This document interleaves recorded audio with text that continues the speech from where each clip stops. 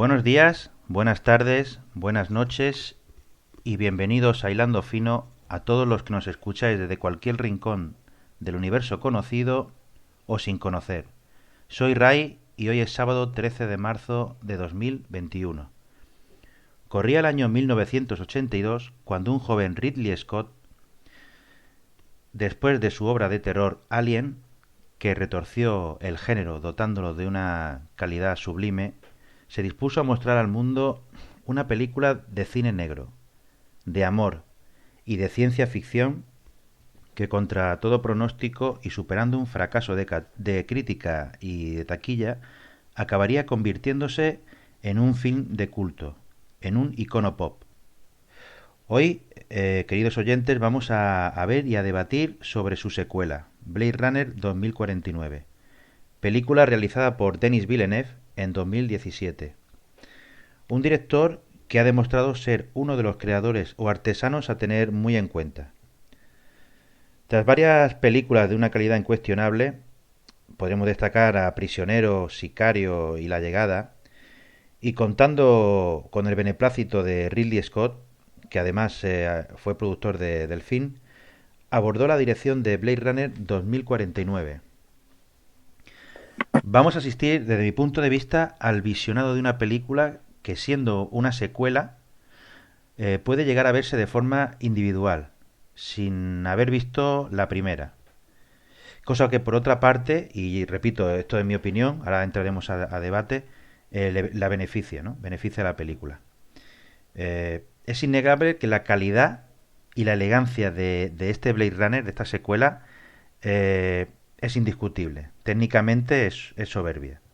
Pero a mi juicio, y a la espera de lo que digan mis amigos, yo la voy a valorar con reservas. Es tan buena como lenta y tediosa. Visualmente, repito, es una obra maestra. Pero creo que es una película altamente pretenciosa y considero que es un ensayo sobre el alma que carece de alma. Abriremos también el debate sobre este punto. Eh, mm, Tendremos que dilucidar si realmente era necesario sacar del retiro al agente Deckard. Es un... para mí esta película es un bello intento de replicar algo imposible de replicar. No me refiero no me refiero más bien al intento de hacer una obra de culto. Eso, a mi juicio, era imposible de igualar y no lo ha conseguido, evidentemente. Lo que sí hay que agradecerle a Denis Villeneuve es que se haya apartado de la imitación, ha hecho como buen cineasta de autor que es, ha hecho una obra propia y no ha hecho una imitación. Por tanto, esta película tiene vida propia. Pero vamos a ver qué opinan mis compañeros. Creo que igual esperaban una valoración diferente a la que he podido hacer. Pero bueno, lo vamos a debatir y sin dilatarlo más vamos a hablar de Blade Runner 2049 y os presento y doy la bienvenida a José. José, buenas noches, bienvenido. Hola, buenas noches, Ray. ¿Qué tal? Pues bien, la verdad que coincido un poco en tu valoración, es decir, yo me considero un amante de la primera película de Blade Runner y de la novela de Philip K. Dick en la que está basada. Y aunque Villeneuve hace un ejercicio muy soberbio, por así decirlo, en la dirección, muy elegante, técnicamente hablando, para mí es una película que, aunque aspira a ser la sucesora espiritual de Blade Runner, se queda en una película buena que quizás le sobran minutos de metraje. Eh, Creo que quieren abarcar demasiados puntos, demasiados temas en algunos momentos y eso hace que sea un poco tediosa el seguir el hilo. Sí es cierto que la película en sí es un ejercicio visual y técnico, como comentaba antes, soberbio, pero quizás me falta algo más, me falta el alma de la primera película. No es una imitación, pero quizás sí intenta volver a captar la atención de todos los muchos seguidores que tiene la primera película y esto le pesa durante sus 2 horas 43 minutos, creo recordar que dura. Sí, sí, estoy de acuerdo contigo. Metraje excesivo. Eh, Pasamos a pedir la valoración de nuestro amigo Primo. Primo, buenas noches, bienvenido. Buenas noches a todos. ¿Qué tal? ¿Cómo estás? Pues yo estoy más o menos en la misma línea que habéis comentado, la verdad, aunque es una buena Yo película. creía que me iba a Se quedar solo, disfruta, pero se me disfruta, alegra escuchar que, bueno, me se alegra. disfruta, Sí, se sí. disfruta. Yo es que la vi con una expectativa bastante baja, pues estas secuelas ya tan tardías ya están rascando un poquito a ver qué es lo que hay ahí. Y es verdad lo que habéis dicho, se hace un pelín, tampoco, yo no la he sufrido, no la he sufrido, y tampoco me ha parecido lenta, pero sí es verdad que le sobra metraje un poquito. Y no solo hay, no cae la imitación, pero sí es verdad que hay mucho guiño. Hay escenas que dices, vale, esto lo ha cogido por esto, esta escena es por esta otra, y esta otra escena es por esta otra.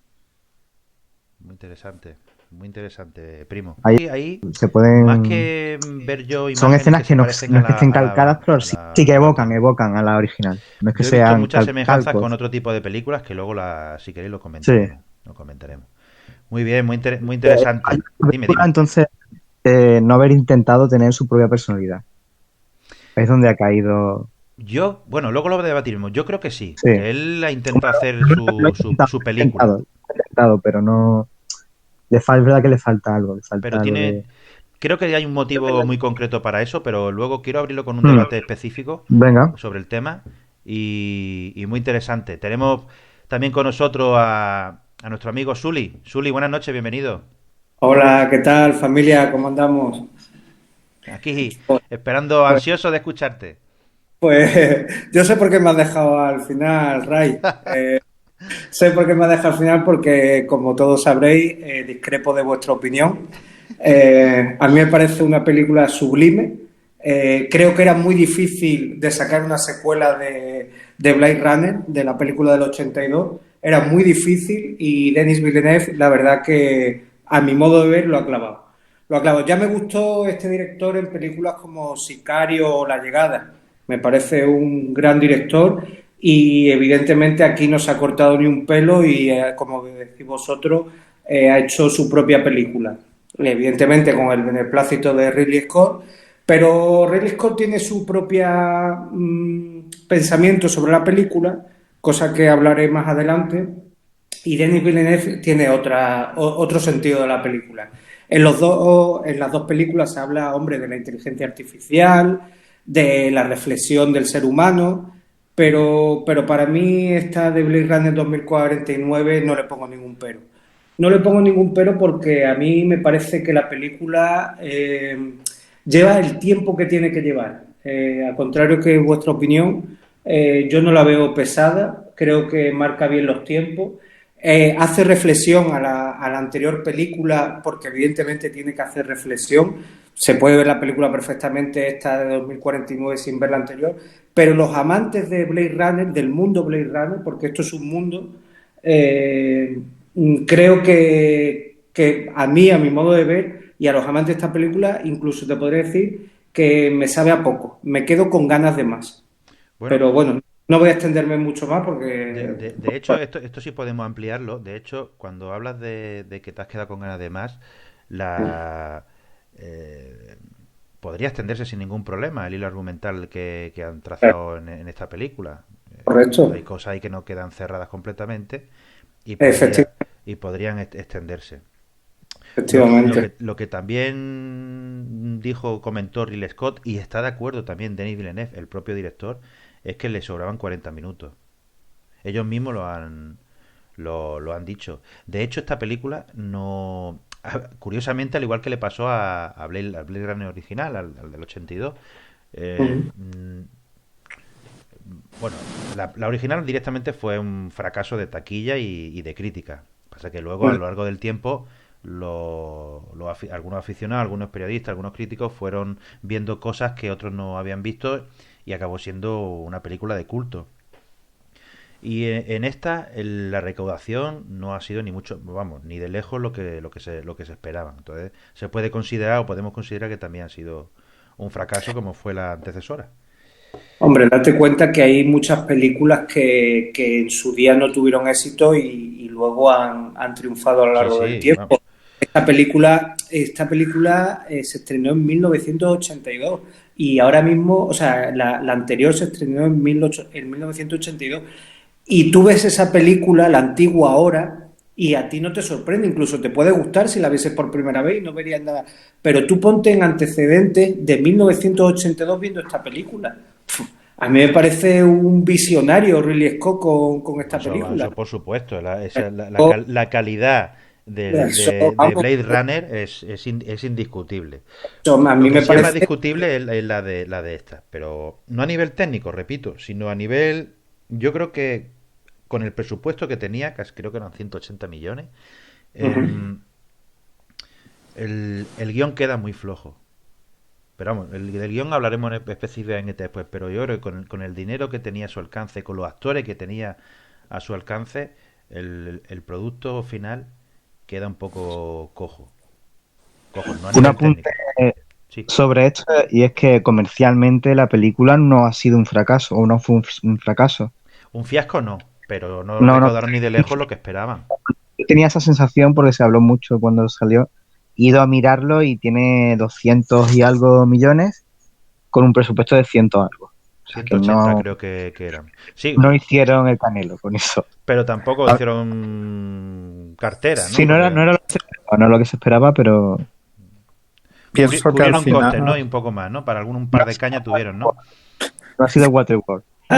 sí, De Waterworld hablaremos algún día, porque al contrario que mucha gente, no me parece una película nada desdeñable, ¿eh? Tiene hombre, cosas muy interesantes, ¿eh? solo por ver a Kevin Costner con Agaya merece la pena.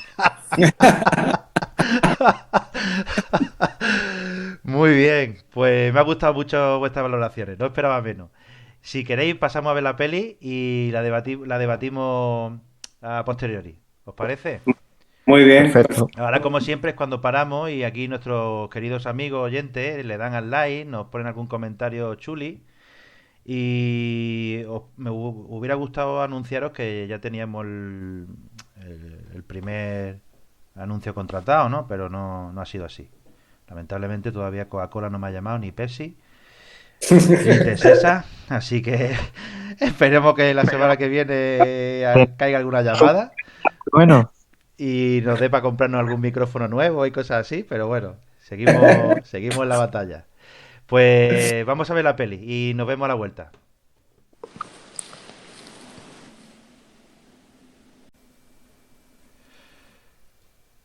Bueno, pues estamos de vuelta. Hemos asistido a una obra maestra visual con una fotografía excelente de Roger Dickens.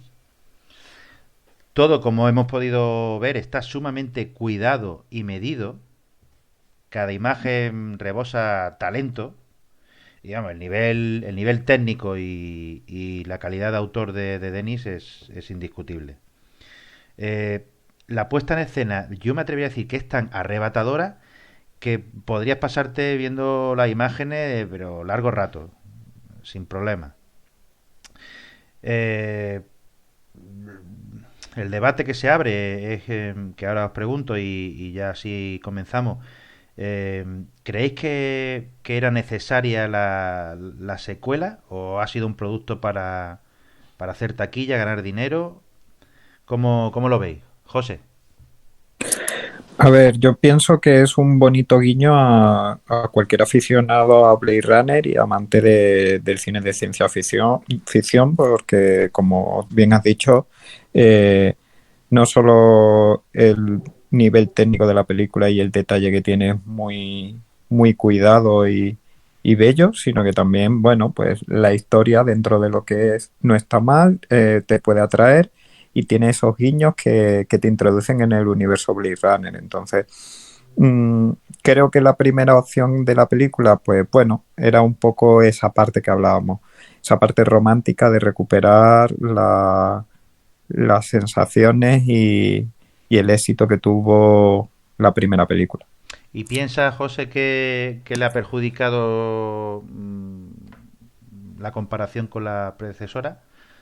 Pienso que sí, que al final le acaba perjudicando, porque a pesar de la calidad y el talento de Denis, para mí no es una película comparable a Blade Runner. Para mí Blade Runner es muy redonda, es una película eh, perfectamente llevada y, como bien decíamos antes y comentabais antes, visionaria para el momento en el que se rodó. Sin embargo, en 2017 que sale esta película, no veo nada o no me aportan nada fresco o nuevo realmente. Es un pequeño, digamos, es una historia relativamente sencilla desde mi punto de vista, Ujú. con un guión que a veces flaquea en algunos puntos y que podría haber sido un poco, aunque siendo una buena película, podría haberse incluido en otro universo que no hubiera sido Blade Runner. Muy bien. Primo.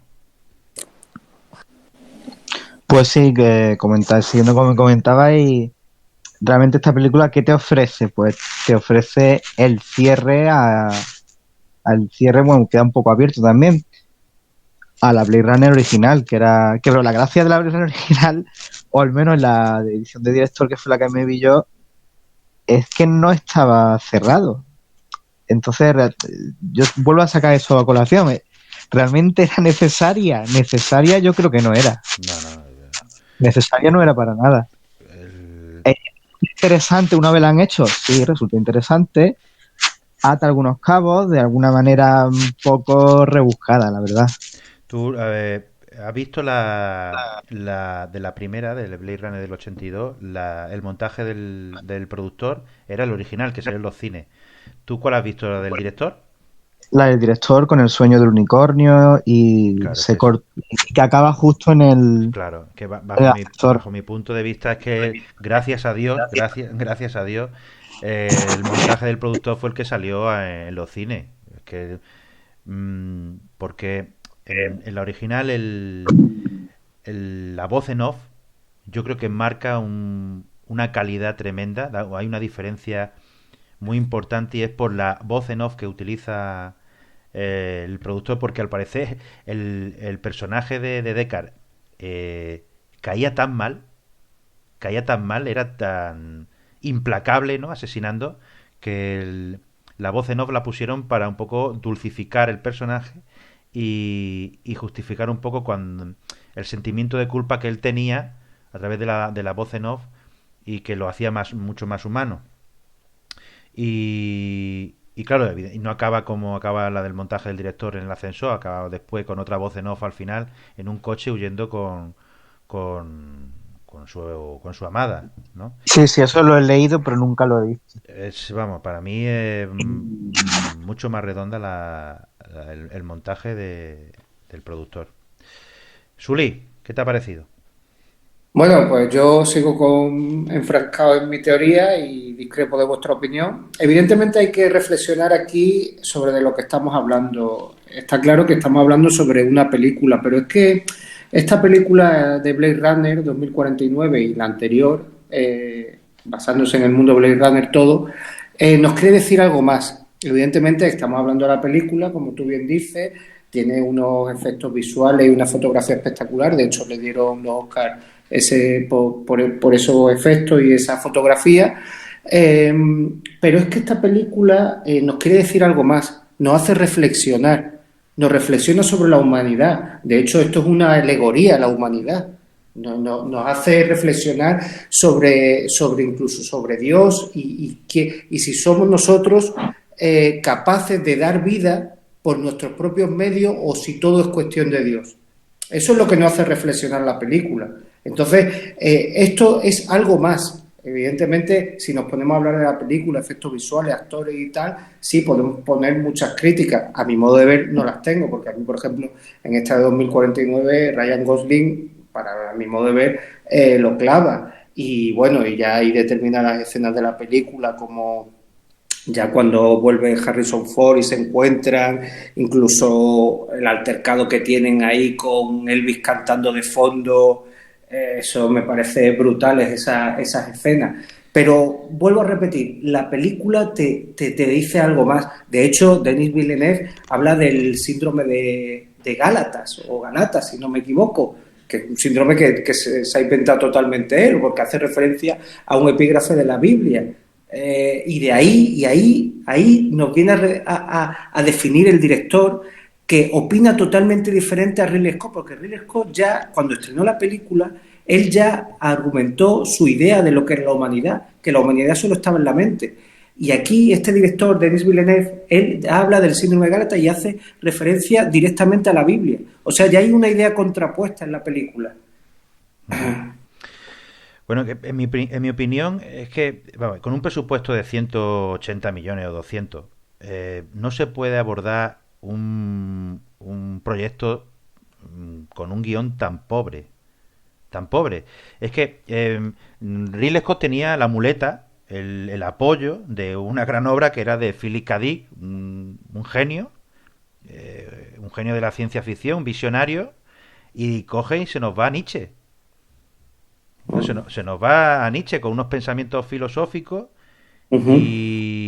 y claro, con un guión tan pobre, no llega a plasmar lo que él quiere y además llega incluso a ser tedioso y aburrir al espectador, porque para decir lo que él quiere decir no necesitas 2 horas y 40. Con 1 hora y 40 o con 2 horas a lo sumo te hubiera bastado. Luego los personajes no sé cómo lo veis vosotros, tienen una evolución que es muy previsible, muy plana. Eh, También se lo achaco no a, digamos, una actuación mala por parte de ellos, sino en gran medida, ellos también tienen parte de culpa, pero bueno, en gran medida se lo achaco al guión, al guión. Y yo creo que un actor consagrado como Ryan Gosling o Harrison Ford, ellos tienen que superar al personaje, tienen que dotarle de algo más, tienen que salirse de ese guión que le dan tan pobre y marcar un poco la diferencia, plasmar su sello, darle algún matiz.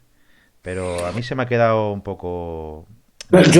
yo creo que ahí, aunque sigas diciendo que sobra película, hay determinadas escenas que es verdad que a lo mejor, a vuestro modo de ver, no son necesarias, pero yo creo que hay escenas que nos dicen mucho, que a lo mejor a vosotros no nos parece que sean de relleno, pero dicen mucho. Por ejemplo, Ana de Armas, la chica que le acompaña a Ryan Gosling acá, en este caso en toda la película, a mí me parece que esa persona o esa imagen, ¿no?, de lo que es el deseo de querer ser una persona y no llegar a serlo, ahí ya el director nos dice mucho con determinadas escenas, incluso, bueno, cuando ya llega la otra chica, se enlaza con ella para realizar la escena de amor.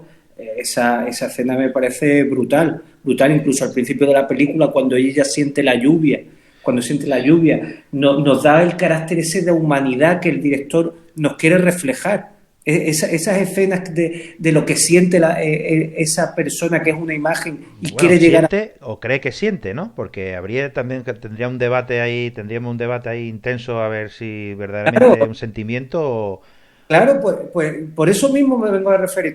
Mira, ahora mismo nos está pasando que ya estamos abriendo el debate sobre ese tema y yo creo que el director nos quiere decir eso con esa película. Por eso no creo que esas 2 horas y 40 se estén de sobra. De hecho, hay determinadas Totalmente de acuerdo con Suri porque el tema principal de la película es ese, es escenas. que es lo real, que no es lo real, el transhumanismo. Sí. Pero no Correcto. veis la relación con ella de K o de Joe, ¿cómo se llama el Sí. personaje? Con la inteligencia artificial. No lo ves, no sé, se queda muy flojo, muy forzado, ¿no? Yo al final coincido un poco en la parte esa de que hablamos de que el director quiere ir un poco más allá, quiere implantar su idea y es cierto y totalmente de acuerdo, pero a mí se me queda algo en la manera en la que lo hace o en el modo hacia el que nos lleva hacia las ideas que quiere representar que me falta. Es decir, como decía Ray, los actores tienes a Ryan Gosling, Harrison Ford, Ana de Armas, para mí son un cumple. No veo como en Animales Salvajes esa actuación, esa parte de que empatice con los Ni personajes. mucho menos, claro. Luego también me pasa un poco que es verdad que tiene su propia alma, pero nos empeñamos en hacer guiños a Blade Runner anterior cuando no todas las ocasiones son necesarias. Es como cuando va a visitar al ex compañero de Deckard y te dice, tenía un brillo especial en los ojos. ¿Realmente es necesario en ese punto de la película jugar entre si Deckard era o no un replicante? No sé, ese tipo de cosas que al final son muletillas que tiran o que quiere hacer ese guiño a la película anterior y que quizás no es el momento, no es la manera, o me falta algo para que eso me cuadre dentro de la película. No sé si es culpa del montaje, no sé si falta algo más de metraje que pueda dar También ese hilo conductor. hay un matiz ahí en el debate que quiere abrirlo el director. Ridley Scott en su primera en Blade Runner, en el 82, el debate, aunque pueda parecer más genérico, era intenso. Era, ¿vamos a morir de progreso? ¿Matamos a Dios o nos quedamos o nos sobreponemos a Dios? ¿El Correcto, progreso es igual a amenaza? exacto. Y en esta, K es consciente de que él es un robot de inteligencia artificial. Y Ujú. entonces, la búsqueda de K es irreal. No sé. Yo creo que ha tirado por los derroteros de un intríngulis filosófico que no acaba de matizarlo. Le falta debate dentro del guión entre los personajes. Entonces, aunque la idea de fondo de debatir eso, de sacar eso, es buena, podría ser buena, pero no se materializa de donde yo quería llegar antes, no se materializa en el guión. Entonces, el debate no es real, no es que no sea real, el debate no se llega a producir en la interactuación entre los personajes. Está ahí, pero hay pinceladas. Hay pinceladas. No es Exactamente. Hay pinceladas. Tú rellenas esas coherente. pinceladas diciendo, pues vamos a debatir, pero ya tú y yo nos ponemos aquí ahora, nosotros nos ponemos y debatimos sobre eso. Pero yo creo que se le debe de pedir a un guión que el debate esté dentro del guión, dentro de la película, que te lo manifieste, ¿no? Con la relación entre los personajes. Que, en fin, ahí es la parte que yo... Él siempre puede decir, no, es que son androides, no les pidas a androides que sean empáticos o que Vi- transmitan algo. Por eso digo, a Ryan Gosling no creo que se le puedan poner muchas pegas en la actuación, ¿eh? Bien, te lo compro, pero por ejemplo, la personalidad que implementa Roger Auer en su Roy Bat, creo que se llamaba, ¿no? Roy Batty, en su Roy Sí. Batty, yo aquí no la veo. No la veo. Es que Jared Leto, el personaje del malo, del Wallace, Sí, el, sí, es que es un extra que tiene dos frases. Y es ya. un personaje que da para mucho Que más. da para Realmente mucho más, se exactamente. llega a decir o dejar claro si es o no replicante, porque eso no se me pasa por Correcto. alto. Hay una Es que frase que eso matiza creo una que es lo más cosa. importante ahí. Perdona, te he cortado, primo. Sigue. Que no, que de ese personaje me parece más importante porque supone él está intentando hacer una rebelión o darle dignidad a los replicantes, pues tampoco es malo, no es malo. Si tú partes del punto de vista de que todo el mundo es neutral, ¿vale? La humanidad quiere perpetuarse. Y este hombre Sí, o entra, pero ese hombre más que neutral lo que tiene es un complejo de Dios. Él crea sí, y sí, destruye su sí, creación cuando quiere, la mata. sí, Claro, pero de hecho, desde un punto de vista neutral, ¿qué derecho tiene a existir un replicante? ¿Es Claro, vida? No es ahí sí el debate sí está abierto. claro, Él como propietario, como Dios, como creador de estos replicantes, ¿tiene derecho a eliminarlo? ¿O claro. De ya hecho, desde el momento que existen ellos podría considerarse un asesinato y culpable de no haber dejado que perduraran? claro. Te pone un poco en duda incluso la película Pero claro, porque eso nosotros lo estamos desarrollando, pero no lo desarrolla la película. Hay una escena cuando las chicas están, o sea, Luke o Liv, la Sí, replicante mala, sí. Sí, va a La mano hablar con la derecha jefa, exacto, va a hablar con la policía de la jefa de Ryan Gosling. Sí, sí, sí. Y entonces hay un forcejeo y digo, mira, esta escena sintetiza perfectamente el conflicto que hay en la película. El conflicto que hay en la película es la humanidad frente a los replicantes. Y cada una ahí está defendiendo los intereses, uno de los replicantes y otro de la humanidad, porque realmente el miedo que tienen aquí, el miedo que tiene aquí la humanidad es que los replicantes se rebelen y se organicen y Pero exterminen a la humanidad o no. ¿no os parece a vosotros que al final los dos están luchando un poco por lo mismo? Porque esa es la duda que me da a mí la película. Casi cuando está llegando en el ecuador de la película, digo, si los dos están luchando por lo mismo, porque el replicante, o en este caso la inteligencia artificial, evolucione. Porque los malos, ¿no? Lo que diríamos Jared Leto y esta, quieren que salga a la luz. Quieren que salga a la luz de que se pueden reproducir. De que se pueden reproducir. Pero es que Ryan Gosling luego, en un momento de la película, también quiere bueno, eso. ahí hay un trasfondo oscuro de dominación y de poder. Claro, Un Jared efectivamente, porque al Leto, final los dos quieren lo mismo. un creador capaz de destruir su obra y con ese aire de dominación, lo que quiere quitarse del medio es la raza humana, previsiblemente. Eso es lo que hacia dónde va. Claro. Lo que cree, que por eso en un principio piensas que él puede ser también un inteligencia artificial y lo que persigue es la subsistencia de la especie, ¿no? Pero no queda Claro. muy claro, queda abierto. Pues luego hay un par hay otro pasaje en el cual no queda claro que él sea inteligencia artificial. Sí, a veces no, da la sensación un poco de que quiere, como bien decía ahí, erigirse el dios de los replicantes, pero no significa que tenga por qué ser replicante necesariamente. En- No en- sé si os habéis fijado en que es ciego ese replicante o esa persona y se pone siempre el chip sí, con la videocámara voladora, que te da Sí. a pensar si realmente fuera replicante necesitaría exactamente, ese sí, tipo sí. de ayudas. Pero no te queda claro. Mm.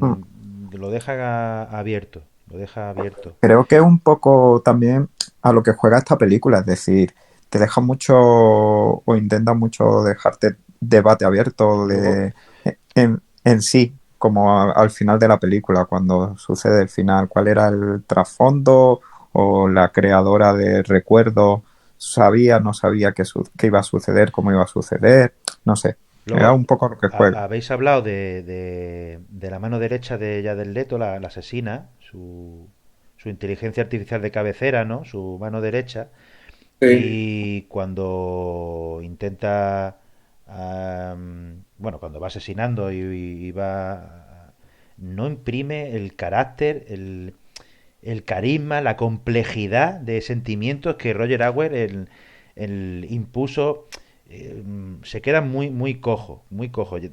Partimos de la base que son inteligencia artificial, pero son eh, eh, ellos mismos tienen necesidad o quieren perpetuarse, como le Mm. pasaba al personaje de Roy Batty.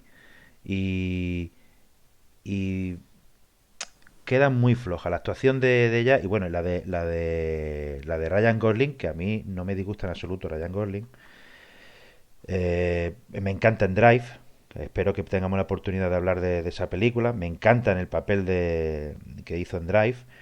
Pero aquí veo que no se impone al personaje que le ha tocado. Deja que le supere completamente y no llegas a empatizar con él. Cosa Bueno. que al final, en el monólogo bestial de Roy Batty en la primera, al final no quieres que se muera. Mira que era el malo malo y que estabas ahí, pero bueno, Pero es que Roy Batty son palabras mayores, claro, Ray.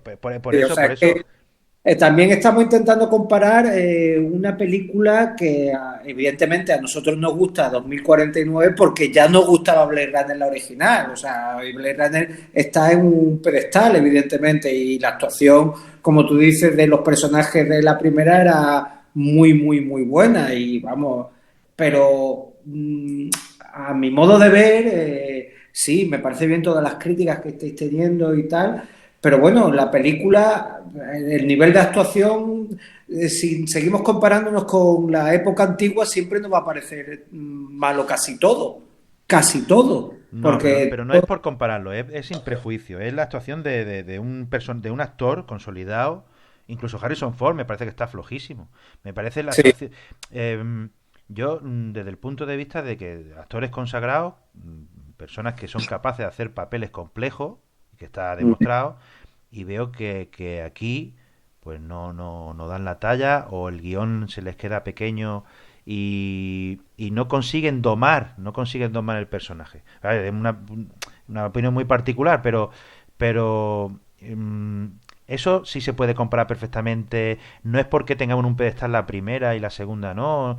No, son ¿y qué pensaríamos, Ray, si la película lo hubiese hecho en vez de Harrison Ford, Dustin Hoffman, que fue el que le ofrecieron principalmente el papel? yo creo que hay personas, bueno, ya es que no te puede, es como el personaje Bueno, de Indiana ojo, Jones. ojo, antes de Dustin Hoffman se lo ofrecieron a Robert Mitchum, ¿eh?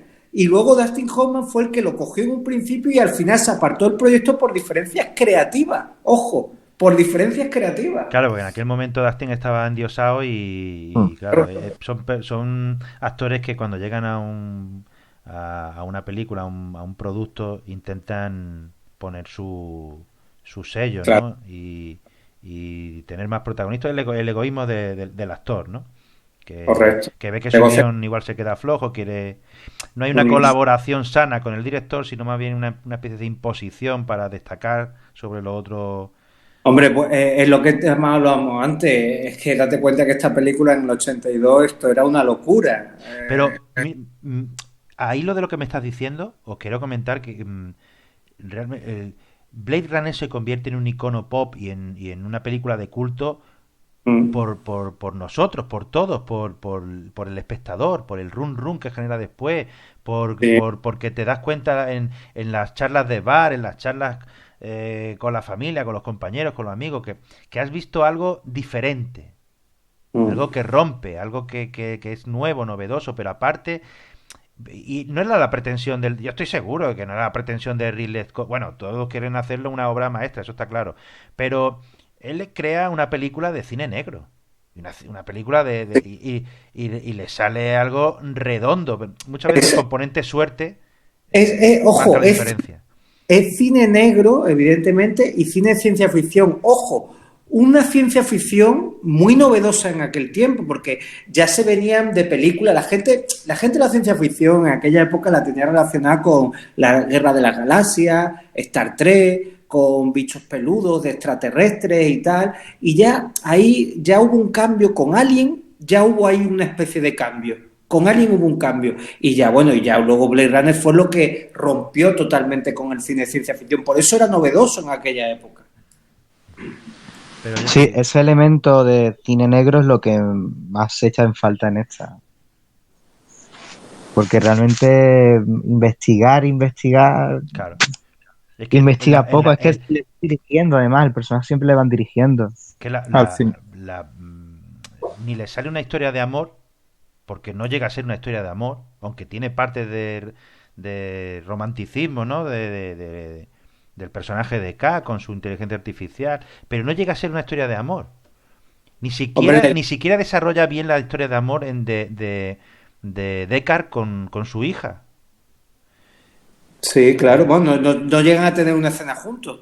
ni siquiera de K con el que cree que es su padre, con Deckard. Sí, sí, Entonces, claro. y luego, si nos vamos a la comparación con cine negro puro, tampoco llega a desarrollar una historia de cine negro, que es lo que la primera sí consiguió de forma sublime, ¿no? Que era poner varios géneros ahí, hizo un totum revolutum y le salió una joya. Y aquí no. En relación con la trama de la película, también hablando de ello, ahora que me lo has recordado, esa parte de la película cuando la ves por primera vez y te hacen ver que el protagonista, que K, es el que se supone que es el hijo que ha desaparecido y tal, y durante gran parte de la película crees que es esa persona, y luego al final de la película te hacen ver que no, a mí me parece una muy buena trama. Ahí te hace un giro la película que te hace Sí. estar muy atento a la... Yo ahí difiero un poco, Sully. ¿Realmente tenéis la sensación de que K es el hijo o es el elegido? A mí no me llegan a convencer. No sé si es por la actuación, no sé, a mí me parecía bastante evidente que no era más que la marioneta o el peón que iba a llevar el peso hacia donde querían realmente que Pues fuera. Es decir, a mí no sí me llegaba a parece... empatizar con que fuera el elegido. Ya, puede. A mí, desde el momento en el que ves la escena en la que él habla con la chica esta, la hija de Deckard, Mm. Sí. y dice, sí, es real, y está ella llorando con la lágrima, digo, vale, Sí, sí. ya sabemos de dónde ha salido Estaba la claro Es memoria. que En la el sueño que era de abre ella. el debate si ella implantaba esas memorias simplemente por su deseo de seguir viviendo, que sus memorias siguieran vivas en otras personas, o si esas memorias las implantaba en modelos muy concretos, no, Ujú. no sé, eso da bastante más juego. Sí, Ese personaje da bastante más juego y está sí. muy desaprovechado. claro, está Y muy luego, sí, sí, está muy y desaprovechado. y luego también con lo que dice Primo te van dando pistas a lo largo de toda la película, como cuando en su mini investigación, que no se puede llamar investigación, eran dos, una chica y un chico. Estaban en un orfanato y la chica murió. No sé, es como te van dando muchas pistas, muchas cosas que dices tú, me estás haciendo todo el trabajo y no necesito tanto para unir cabos. No sé si Sí, me es uno de explico. los fallos de la película, dejarlo todo demasiado claro, Sí, demasiado... En la primera, de la versión del montaje del director, ya digo, para mí es esencial la presencia, la influencia que tuvo Michael Delay, que fue el productor, que, claro, estaba más que consagrado, venía de hacer el Cazador, la de Michael Cimino, perdón. Buena Y película. grandísima película. Entonces, estamos hablando de palabras mayores, estamos de un productor con mayúsculas. Estamos hablando de una persona que coge la película y sabe lo que falta, lo que necesita, y los tres matices que son la diferencia con el montaje del director son los que le dan un salto de calidad a la película que la convierte en lo que la convirtió. Ya digo, es que la película con la voz en off es que es preciosa, le cambia por completo todo. No es lo mismo acabar pensando que Deckard es un replicante a que sea un humano o que te deje la duda. Y, y ya te digo, muchas veces este tipo de cosas, la influencia de un guionista, la influencia de... marcan la diferencia. Marcan la diferencia totalmente. Os quería preguntar, ¿habéis visto influencia de otras películas o qué pensáis que ha podido influir en Dennis? Si veis alguna escena que os evoque otra película, otro film. José. Mm, sinceramente nunca me he parado a pensar a qué me puede evocar de otra película que no esté relacionada con la saga. ¿No veis? Si veo una, Sí, sí, si perdona, perdona. veo, sí, perdón, No, Rey. yo estaba pensando cuando la vi, cuando la estaba viendo, estaba pensando en Metrópolis de Friedland. Sí, Luego, la parte del bar casino, eh, veo claramente el resplandor de Kubrick ahí. mm, La barra del bar es la misma, vamos. sí, Eh, y luego la muerte de K. Yo veo una copia, bueno, una copia, no quiero acusarle de plagio ni nada, ni mucho menos, pero sí veo una escena muy similar a lo de los peligrosos años 20 de cuando muere James mm, Cagney, ahí en la escalera, bajando, no sé, pero sobre todo me ha sorprendido la escena del bar, del casino, cuando están tomándose la copa Harrison Ford Sí, con... Mm. Y me recuerda mucho a la escena del Resplandor. A mí sí es cierto que en sí no me recuerda tanto a escenas como tú comentabas, pero sí, evidentemente, aparte de lo que ya hemos hablado del homenaje a la anterior película, sí me recuerda un poco esa estética eh, de la ciudad, salvando mucho las distancias, un poco a Kira, con todo el tema cuando hablamos de la influencia sí, japonesa que se ve, sí, los neones, los hologramas, no sé, me correcto. recuerda un poco. Sí, en eso, una de las cosas más interesantes que tiene la película, y lo explota muy poco, en los ambientes de la ciudad, ¿no? O sea, ves vistas aéreas, todas por CGI, que son bonitas y efectistas, pero un poquito estériles. Cuando ves la gente viviendo, la especie esta de un muro que eran todo máquinas expendedoras, esas cositas que sí tenía la original, Mm. pues es donde ves que tú, mira, aquí le falta alma a esta película. Ahí es donde le falta alma a esta película. Totalmente de acuerdo, primo. En el Aparte, mundo yo que hay. considero que, que el escenario el- es otro actor más, es otro personaje más. Otro actor más, no, perdón, otro personaje más. Sí, vale. Y, y como tal, pues tiene influencia en la película.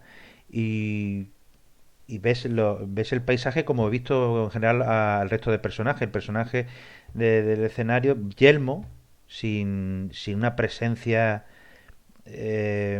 que dé un poco de calor, como tú comentabas, con la máquina expendedora, con la parte que está en el edificio, él cuando entra a casa, que ves a las personas allí abarrotadas en el pasillo, ahí se podía haber explotado también un poco más, ¿no? Para hacer...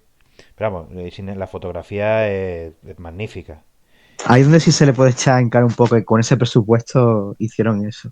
Otro detalle que no sé si habéis dado cuenta, otro detallito, es la música de la empresa Tyrell Sí.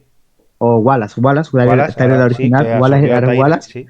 Vale, la música, ¿sabéis cuál es? Es Eh, Pedro y el Lobo, que eso lo he mirado yo, porque me sonaba de los Simpsons, que la sí, escena esa en la que a Bart le roban el alma, que es sí. un sueño que él tiene, pues fíjate cómo esta sí que está relacionada con esto. Qué Pues bueno. en esa escena suena esta música de fondo, que es música clásica para niños, que se hizo una especie de Sí. un arreglo que se hizo para hace ya bastantes años, no me he documentado tanto.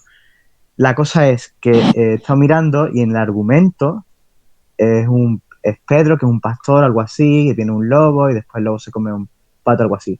La cosa es que lo que he estado mirando, en el guión, hay un pájaro y un pato. Y el pato le dice,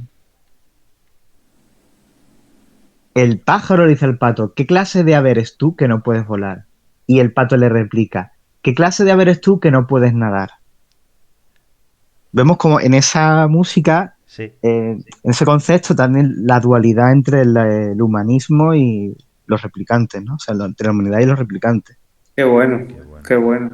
Yo sí es verdad que, a ver, yo no sé si influencias de otra película o no, pero sí hay determinadas escenas, y en concreto una cuando el holograma de la figura que hace la actriz esta Ana de Armas, sí me ha recordado en cierta manera una película que vi bastante hace tiempo, bueno, y que todos recordaréis, que incluso han sacado también un remake de Desafío Total. El mundo este de Desafío Total sí me ha recordado mucho a esa Claro, película. de hecho, películas como Robocop, como Terminator, estaban muy influenciadas por Blade Runner del Sí, 82. todo eso es lo que yo llamó a llamar cyberpunk, ¿no? Después Claro. está el juego de rol y demás, pero esas películas fueron las más punteras. Desde Blade Runner, yo creo que Blade Runner fue la primera, así que Yo Sí. creo que introdujo el concepto de ciencia ficción moderna, por así decirlo. ¿De qué año es sí, sí, Akira? sí. 88, 89, ¿no? Influenciada claramente también por Blade Runner, vamos. Sí, sí, sí, sí. Claro. Habéis sacado el tema de la música, que me parece muy interesante, y es curioso, bueno, aquí yo sobre todo echo de menos la presencia de Vangelis. Estamos hablando de que la música de esta película la ha hecho Hans Zimmer, cuidado. Sí. Cuidado, no estamos hablando de un cualquiera. Pero también rompe con las películas anteriores que estaba haciendo Denis Villeneuve. Tanto en Prisioneros como, creo recordar, como en Sicario. Sicario. Y en Enemy, que es la primera que hizo, él va acompañado con su músico que era Johan Johansson. Y en esta cambia. No sé si habrá podido influenciar de alguna manera el haber trabajado varias veces con una misma persona y que en este caso hayan cambiado, no sé si por exigencias del productor, pero... Y es verdad que Johan le imprimía un carácter muy especial a... Se ha visto Prisionero, Sicario, con unos sonidos de fondo La de eh, Sicario, la de Sicario, la música es muy buena. muy peculiares, pero unos sonidos muy peculiares, muy Sí. peculiares. No son una banda sonora al uso. Y le impriman también un carácter y le imprimen a la película, le digo, un carácter y una presencia de la música muy importante. Y en esta también se me queda un poco flojo. Un pelín flojo, sí. Además hay escenas que tienen, como tú dices, unos sonidos así de fondo que dices tú, esto realmente casa bien con esta escena. Sí, sí, pero ahí... Y también la misma música, como dices, es que yo lo que a mí me da la sensación es que ha intentado un poco reinterpretar a Vangelis o algo así, porque algunas piezas sí se parecen, ¿no? A la original. Yo creo que es que están basadas en la original. Hay algún momento, ¿cuál era? El momento... Sí, hay dos o tres momentos muy concretos que no lo he apuntado, pero sí es verdad que son de Vangelis. Son sacados de... Mm. creo que en la presentación era uno. En la presentación era uno que hay un fragmento igual de 6 7 segundos, que creo que es cuando presenta el personaje, y son de Vangelis, son de Vangelis. Pero luego claro, Vangelis tenía una presencia, un coral en toda la película, y aquí, bueno, son un pequeño guiño para poner en contexto al espectador. Pero veo que Hans Zimmer, no sé, no me... Y mira que es un gran músico, pero no lo veo que haya casado bien con Denis Villeneuve en esta ocasión. Para Dune, para la película de Dune, está trabajando también con él. Sí, sí. Esperemos que salga la cosa bien, porque promete la peli bastante. ¿Qué más os quería preguntar? ¿Qué más os quería preguntar? Del guión hemos hablado ya. ¿Por qué creéis que no ha funcionado bien o todo lo bien que debería la peli? ¿Por el tema del metraje excesivo y el guión? Bueno, a mí sí, yo vuelvo a repetir desde el principio del programa lo que decía, a mí sí me pareció una gran película y que ha funcionado bien, a diferencia vuestra. Así que yo, como peros, pocos peros le puedo poner a la película, sinceramente. ¿Primo? Yo creo que el guión es lo más flojo, excesivamente rebuscado, aún así la peli se disfruta, Ujú. aunque sea un pelín larga, sí es un pelín larga, pero se deja ver, se deja ver. Si te gusta la película, el problema es la expectativa que tú traigas. Si tú tienes una expectativa de me voy a sorprender como me sorprendí con la primera, Claro. pues realmente no, Pero, realmente eso no está ahí. José, ¿tú qué opinas? Un poco como dice Primo, al final para mí es una película que se disfruta. Antes Sully decía una frase que para mí la define un poco el alma de la película y es nos gusta porque nos gusta Blade Runner. Y esa para mí es el alma de la película. Al final, ¿qué es lo que le falla? Bueno, quizás un metraje un poco excesivo en algunos puntos, pero que tampoco es excesivamente molesto. Y incongruencias de guión o fallos en el guión. Y luego, para mí, y ahí sí coincido mucho contigo, Ray, es la parte cuando hablamos de actores. Tengo a Ryan Gosling, tengo a Harrison Ford, a Jared Leto, y a Es mí me que, falta algo. es que joder, tenemos una escena en el bar. Además, una escena que se presta a que saque lo Bueno, mejor del guión y de la película. sí, De Deckard con K, hablando además con el hándicap de que él piensa que es su padre. sí, sí, Y y momentos antes ha intentado matarlo y se toman una copa juntos y me hace una escena de plano contra plano. con Johnny Walker etiqueta negra, que Correcto. hace ver bien la etiqueta negra. Sí, sí, sí. No como nosotros, que no se nos anuncia ni Cristo. Pero, y te ponen plano contra plano en el bar. Y el diálogo es lamentable. Es que no me voy a andar con... Es que Sí, es esa parte lamentable. es muy floja de la película, pero Es que después viene la estás escena de esperando, la... llevas 2 horas esperando Sí, ese sí, sí, momento. Sí, sí. Que pero tarda una voy hora un y poco... media, 1 hora y 40 en meter a Harrison Ford en escena. Y cuando aparece, y sí, un par de puñetazos o tres a los Indiana Jones. Y ahora en el momento culmen, no sé. Y ahí es cuando ya. Y eso me ha hecho. Esa parte me ha hecho pensar, pero en profundidad, en el tema del guión. Y es que te das cuenta que a los que nos gusta el cine clásico, a los que nos gusta el cine, tenemos en la imaginación, bueno, en la cabeza tenemos a Howard Hughes, tenemos a John Ford, tenemos a Hitchcock, tenemos a John Huston, a William Wyler, a Billy Wilder. Pero también se nos olvida, que no estoy diciendo que, bueno, para mí está mucho por debajo de Denis Villeneuve todavía, hasta que lo demuestre, ¿no? Que puede llegar. Pero se nos olvida que todos estos que he nombrado tenían guionistas excepcionales detrás, portentosos.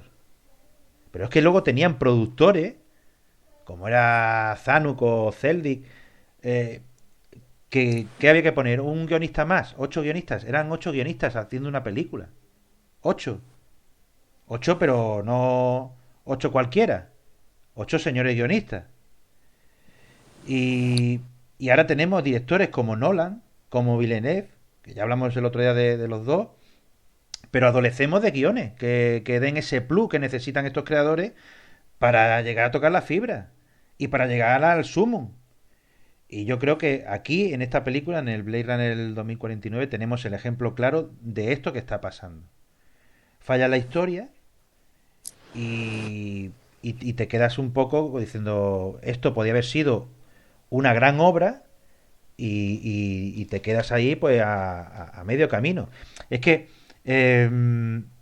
para mí esta película es un homenaje, a raíz de la escena del plano contra plano, a mí estaba haciendo un homenaje sin quererlo, estaba haciéndole un homenaje a los guionistas clásicos, sin quererlo, y hablo en el sentido malo. Eh, Claro, sin llegar a conseguirlo. claro, sin llegar a conseguirlo, es que no llega a la época en la época de la de Hollywood. Es que Mm. estamos hablando de que lo que el viento se llevó, lo que el Sí, viento se llevó, pero tiene ¿sabes lo que? tiene al señor Fitzgerald, a Scott Fitzgerald, Mm, escribiendo líneas. O sea, está hablando de mm. Scott Fitzgerald, escribiendo líneas del guión de lo que el viento se llevó y no salió los títulos de crédito. No Sí, aparece como guionista. pero Ray, estás hablando de un tema que a mi parecer bastante generalizado en el cine de hoy. Es decir, como tú bien dices, a los que nos gusta el cine, los amantes del cine clásico y los que hemos hecho el cine, evidentemente todo lo que sale ahora, creo que esto lo he dicho hace un rato, es mucho peor de lo que sale ahora. Es peor. Claro, Eh, esto me lleva a un debate que ahora quiero finalizar con ese debate que vamos a hablar sobre la... mm, a ver, que quiero avanzar un poco más en el argumento que estaba desarrollando, porque he dicho Scott Fitzgerald, pero también te puedo decir, a ver, Casablanca, Michael Curtis. Es que tenía a Kaiser Robinson escribiendo pero, ahí y no salen en los títulos de crédito. Es que estamos hablando de eh, verdaderas bestias del guión. Pero sin ir más lejos, perdóname, Apocalipsis Now. sí, uf. Apocalipsis Now. El amigo Coppola se queda en un momento dado atascado y coge y llama a John Milius y John Milius le escribe en un folio toda la escena de Napal. ¿eh? Qué bueno. Toda esa escena de Robert Duvall de surfeando, hablando del Napal, todo eso se lo escribe John Milius, no sale como guionista Me en, encanta el olor a napa. me encanta lo de Napal por la mañana. Sí, te digo. Y claro, entonces estamos hablando de palabras mayores, estamos hablando de que había unos guionistas de primera, sobre todo en el Claro. cine clásico, estamos hablando de personas y luego productores que veían una escena y no como los productores que hay ahora, estos veían una escena y hablaban con el director, le decían, "Oh, Michael, mira, ahí hace falta un plano que se vea el cajón y cómo saca el revólver." Mm. Y le daba una intensidad y le daba Entonces estamos hablando de cine con mayúsculas. Y aquí, pues eso me falla. Y eso me lleva a lo que os quería preguntar. Si no será que los guionistas, que tiene que haberlo, claro que tiene que haberlo. No es que estarán todos metidos en la serie. No sé. Pues claro, efectivamente. ¿Qué Hoy en opinas tú? día la creatividad está en las series, eso está claro. Pero aún así, las series también retuercen mucho los guiones y alargan el Bueno, claro, chicle. hay series para Y todo, te evidentemente. Pero tú sabes, cuando hay un capítulo o dos bueno, excelente y después todo relleno. Que sí, las porque series tienen que alargar el chicle, también. pero cuando tienen que hacer los dos o tres capítulos potentes, lo hacen. O sea, y estos están trabajando para la serie, no están en las películas.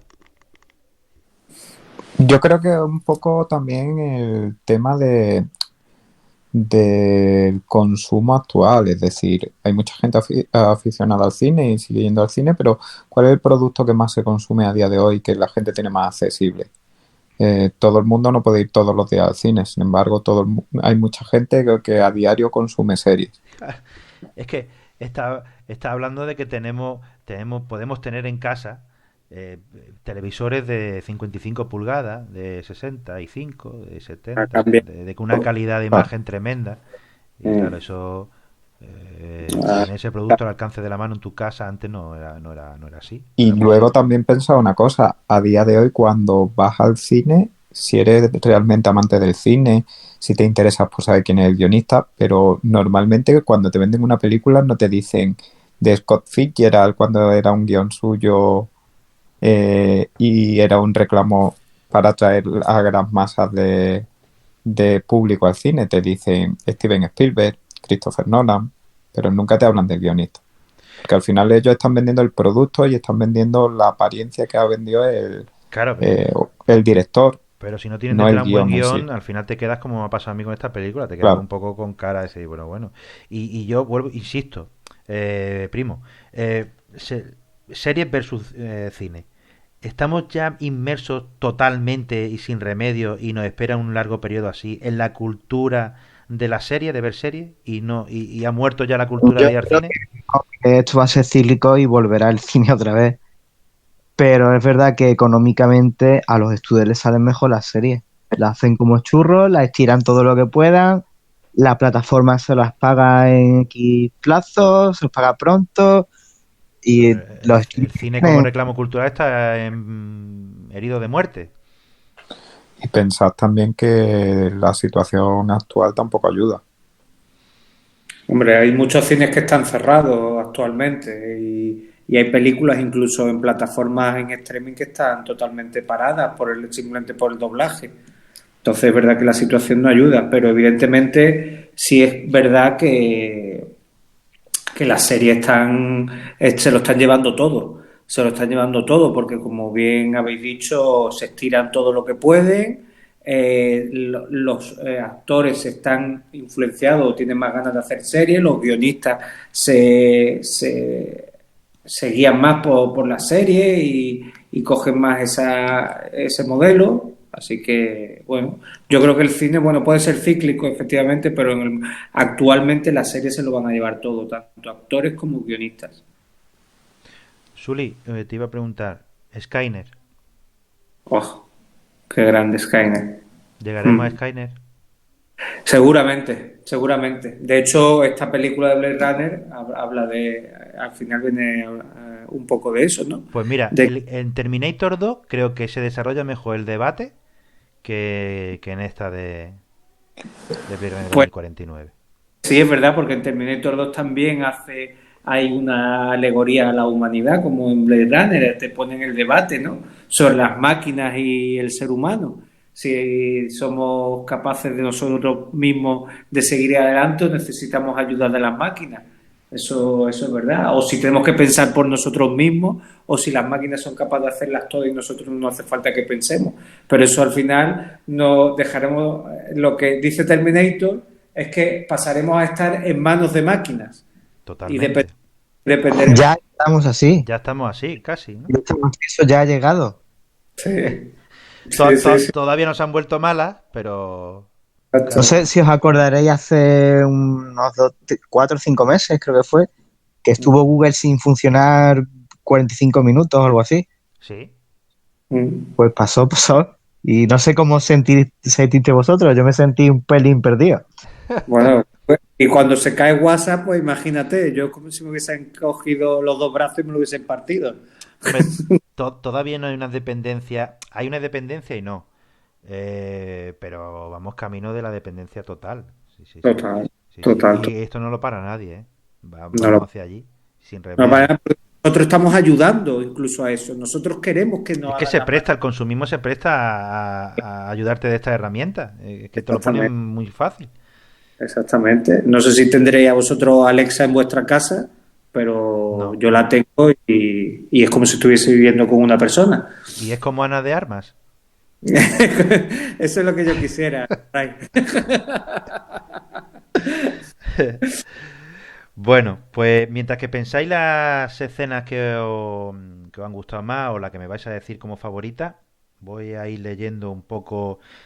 Esta película de 2017 nos pilla muy reciente, pero bueno, voy a decir un poco de las noticias que se desarrollaron en ese año. En enero llegó Donald Trump al cargo de... juró como presidente de los Estados Unidos. En febrero hubo una amenaza de México hacia Estados Unidos, hacia Trump, con respecto al muro que querían hacer. En abril, la madre, lo que se llamó la madre de todas las bombas, eh, es un explosivo que tenía Estados Unidos de 10 toneladas. Se lanzó en Afganistán para luchar contra el ISIS. En agosto hubo un eclipse total de sol. Me he saltado a mayo. En mayo hubo un atentado suicida en el concierto de Ariana Grande en Manchester, con 22 asesinados. En septiembre tuvo lugar el huracán Irma y un terremoto de 7,1 en México. En noviembre desapareció el submarino argentino Ara San Juan y pues con todo su ocupante que posiblemente, bueno, seguro que han fallecido. Y en diciembre seguro que fallecieron. Y en diciembre un estudio reveló que los anticonceptivos pueden aumentar el riesgo de cáncer de mama hasta un 38%, dependiendo del tiempo que se lleven usando. Y estos riesgos están asociados a todos los métodos hormonales. ¿Escena favorita, José?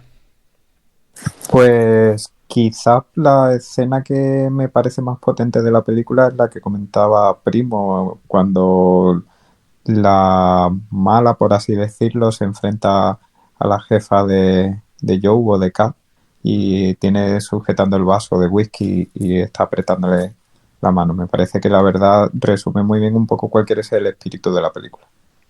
Muy bien. ¿Primo? Pues después de esa, la que a lo mejor no es que la que más me ha gustado, pero sí la que me ha hecho pensar sobre la película, y es en la que cuando van a destruir el aparatito donde tiene guardada la memoria de las chicas Sí. y ve que se lo rompen, en ese momento lo que se pasó por la cabeza, mira, ese dolor es el que siente una persona que hoy en día se le rompe el móvil. Bueno, Suli, yo tengo varias, ya vuelvo a repetir.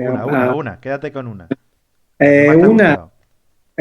pues yo creo que la escena de, aunque no sea una gran escena, pero la escena de la pelea entre Deckard y K con Elvis cantando Falling in Love de fondo, esa escena es la que más me ha gustado. Joder, me la has quitado, me la has quitado. Y te digo por qué. Porque yo tenía que apuntado Deckard parando la pelea, pero yo le meto el matiz de que, porque es un romántico y ve que está sonando Elvis, Sí, dice, me gusta esta Falling canción. in Love, y para Sí, la pelea y la escucha. Y eso me ha recordado a la historia de amor tan bonita de Blade Runner del 82.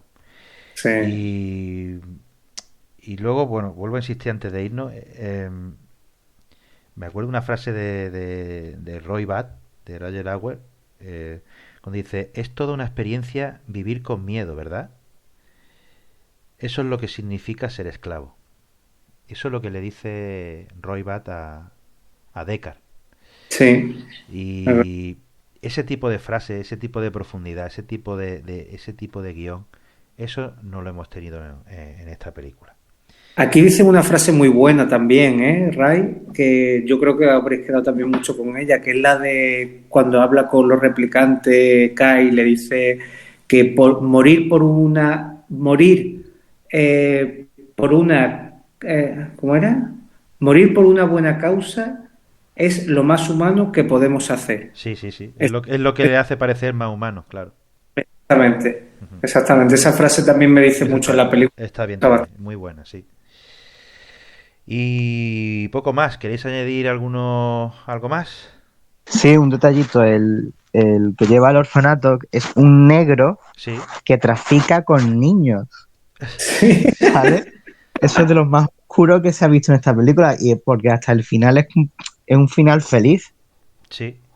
El final es el padre se reúne con la hija, Bueno, final feliz, final feliz con matices, sí, entre porque comillas. como hemos dicho Mm. antes, ya que hemos destripado la película, que ya estamos con spoilers, si no hay problema, ahí queda la revolución que hay en marcha. Tienen que matar a Deckard, es la orden que se les da. O sea, Sí. Deckard ahora mismo está en busca.